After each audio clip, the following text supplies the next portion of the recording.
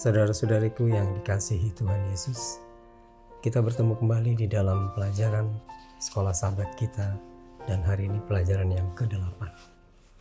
Sebelumnya kita berdoa untuk mendapatkan kekuatan dari Roh Kudus.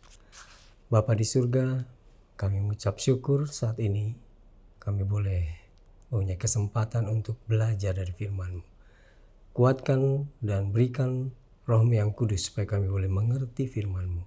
Dalam nama Tuhan Yesus kami berdoa. Amin.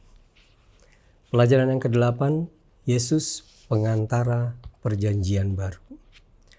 Tetapi sekarang ia telah mendapat suatu pelayanan yang jauh lebih agung, karena ia menjadi pengantara dari perjanjian yang lebih mulia, yang didasarkan atas janji yang lebih tinggi. Dalam Ibrani 8 ayat yang ke-6. Pelajaran kita mengenai Yesus pengantara perjanjian baru. Disinggung di dalam Ibrani 8 ayat 6, pelayanan yang jauh lebih agung. Allah tidak menurunkan hukum Taurat ataupun mengganti standar dari hukum Taurat itu. Tetapi ia memberikan anaknya sebagai jaminan. Yesus mati untuk kita sebagai jaminan dari perjanjian yang lebih agung ini. Yesus membatalkan upah dari hukum Taurat. Upah dosa adalah maut. Yesus sudah membatalkannya pada saat dia mati di kayu salib dan dia bangkit, sehingga dengan demikian perjanjian yang lebih agung itu dapat terwujud. Kita telah diselamatkan melalui kematian Yesus Kristus. Oleh bukan hanya kematiannya, tetapi oleh karena ketaatannya yang sempurna. Kemudian di dalam ayat tadi disinggung bahwa Yesus menjadi pengantara dari perjanjian yang lebih mulia. Di dalam Ibrani 7 ayat 12, 18 dan 19 dikatakan bahwa imamat akan berubah pula hukum Taurat. Hukum Taurat tidak membawa kesempurnaan. Saat ini Paulus sedang berbicara mengenai keimamatan. Keimamatan dipilih dari suku Lewi. Tetapi Yesus bukan dari suku Lewi, tetapi dari suku Yehuda. Karena ini juga mengacu nubuatan dari Kejadian 49 ayat yang 10. Bahwa tongkat kerajaan tidak akan berpindah sampai datang dia yang berhak. Dan dia yang berhak itu adalah Yesus. Maka pada saat ini Paulus juga sedang berbicara mengenai hukum Taurat sebagai upacara bayangan yang dilakukan oleh bangsa Israel sampai Yesus datang. Dan itu adalah merupakan petunjuk untuk bangsa Israel melakukannya, merujuk kepada Yesus. Pelayanan Lewi dan pelayanan Bait Suci dirancang untuk melindungi mereka, bangsa Israel, dari bangsa kafir dan juga untuk menghindari mereka dari penyembahan berhala. Pelayanan yang diberikan oleh Yesus menuju kepada peristiwa masa depan. Apa yang dilakukan oleh bangsa Israel, yaitu mereka mengadakan upacara setiap hari, itu merujuk kepada Yesus.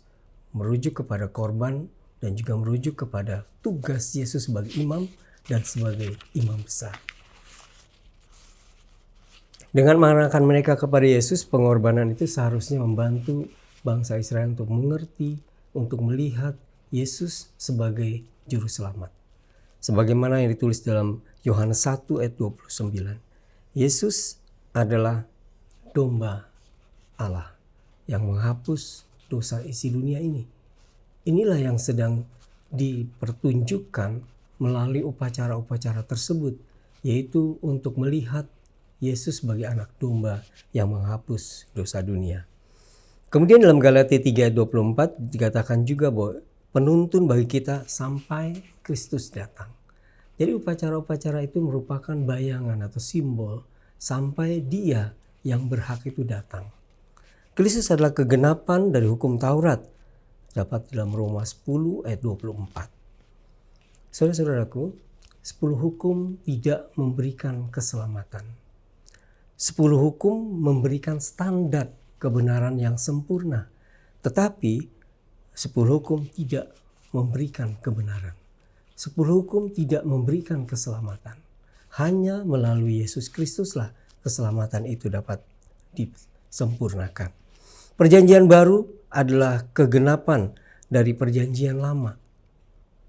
Tadi kita sudah singgung bahwa Allah tidak menurunkan standar dari hukum Taurat. Bahkan tidak mengganti hukum Taurat itu. Tetapi Yesus datang untuk menggenapi, menyelesaikan dari apa yang tertulis dalam hukum Taurat itu. Melalui kematiannya dan kebangkitannya, dia membatalkan upah dari hukum Taurat itu. Karena Yesus sudah menggenapi atau menyelesaikan dengan sempurna apa yang sudah dinubuatkan. Yesus bukan dari suku Lewi, tadi kita sudah singgung, tapi dari suku Yehuda.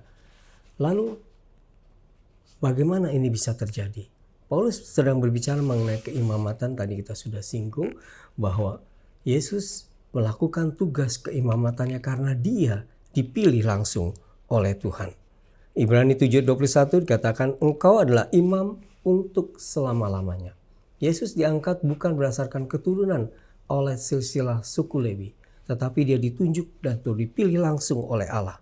Imamat Kristus lebih tinggi dari keimamatan Lewi. Disebabkan yang pertama, Kristus menjadi imam berdasarkan hidup yang tidak dapat binasa. Kita nanti bisa baca dalam Ibrani 7 ayat 16. Kemudian yang kedua, Kristus dikukuhkan sebagai seorang imam oleh Allah melalui sumpah. Di dalam Ibrani 7 ayat 2 katakan Tuhan telah bersumpah. Ia tidak akan menyesali, engkau adalah imam untuk selama-lamanya. Yang ketiga, Kristus lebih tinggi dari imamat Lewi karena dia sempurna secara moral. Di dalam Ibrani 10 ayat 1-4, juga dalam Ibrani 7 ayat 27. Bahwa Yesus adalah imam yang sempurna karena dia tidak melakukan dosa. Pada saat imam melakukan upacara, dia harus melakukan korban untuk pengampunan dirinya sendiri. Begitu pula dengan imam besar.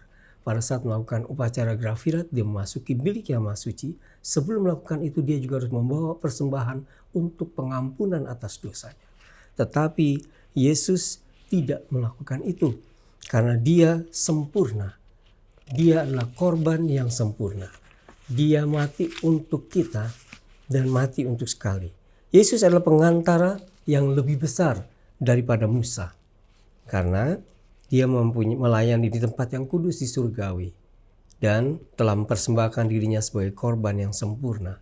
Dalam Ibrani 8 ayat 1-5. Kita bisa baca dalam Ibrani 8 ayat 1-5. Inti segala yang kita bicarakan itu ialah kita mempunyai imam besar yang demikian, yang duduk di sebelah kanan takhta yang maha besar di surga, dan yang melayani ibadah di tempat kudus, yaitu di dalam kemah sejati, yang didirikan oleh Tuhan dan bukan oleh manusia. Sebab setiap imam besar ditetapkan untuk mempersembahkan korban dan persembahan, dan karena itu Yesus perlu mempunyai sesuatu untuk dipersembahkan. Sekiranya ia di bumi ini, ia sama sekali tidak akan menjadi imam. Karena di sini telah ada orang-orang yang mempersembahkan persembahan menurut hukum Taurat. Pelayanan mereka adalah gambaran dan bayangan dari apa yang ada di surga. Sama seperti yang diberitahukan kepada Musa ketika ia hendak mendirikan kemah. Ingatlah, demikian firman-Nya, bahwa engkau membuat semuanya itu menurut contoh yang telah ditunjukkan kepadamu di atas gunung itu. Jadi Yesus adalah korban yang sempurna. Pada saat dia melakukan tugasnya sebagai seorang imam maupun imam besar, dia tidak perlu membawa korban berulang-ulang karena dia hanya cukup sekali. Yang kedua, Yesus adalah kemuliaan Allah dalam Ibrani 1 ayat 3 dan juga Yohanes 1 ayat 14. Dia adalah kemuliaan Allah. Pada saat Musa turun dari atas gunung, pada saat dia setelah berbicara dengan Tuhan, wajahnya diselubungi dengan kemuliaan. Tetapi Yesus adalah kemuliaan Allah. Yang ketiga, Yesus adalah firman Allah. Dalam Ibrani 4 ayat 12 dan 13, Yohanes 1 ayat 1-3 dan 14. Pada mulanya adalah firman. firman itu bersama-sama dengan Allah. Pada saat Musa berada di atas gunung kemuliaan, dia berbicara dengan firman itu. Tetapi Yesus adalah firman yang berbicara kepada Musa. Oleh karena itu, Yesus adalah pengantara yang sempurna. Dia jauh lebih besar dari Musa. Dia adalah imam besar yang juga lebih besar dari Harun. Karena dia adalah imam besar yang dipilih langsung oleh Tuhan berdasarkan peraturan Melkisedek. Dia adalah keturunan Yehuda yang sudah dinubuatkan akan mengambil bagiannya karena dia adalah orang yang berhak untuk mendapatkannya. Saya ingin bacakan satu kutipan dari pelajaran kita bahwa Tuhan Yesus sebagai pengantara perjanjian baru. Perjanjian yang dinyatakan oleh korban dirinya sendiri. Bukan bayangan, tetapi adalah korban yang sempurna. Lalu bagaimanakah kita menanggapi atau memberikan reaksi atas tugas Yesus sebagai pengantara perjanjian baru itu? Di dalam kutipan dalam Kebahagiaan Sejati halaman 69, 70 dan 74 dikatakan demikian. Semakin dekat Anda datang kepada Yesus, makin jelas kesalahanmu Anda lihat. Karena pandanganmu semakin jelas dan kekurang sempurnaanmu akan jelas berbeda sekali dari keadaannya yang sempurna itu. Inilah bukti bahwa tipu daya setan telah kehilangan kuasanya karena kuasa Roh Allah sudah menggerakkan Anda. Kasih Allah yang dalam itu tidak dapat tinggal di hati orang yang tidak menyadari dosa-dosanya sendiri.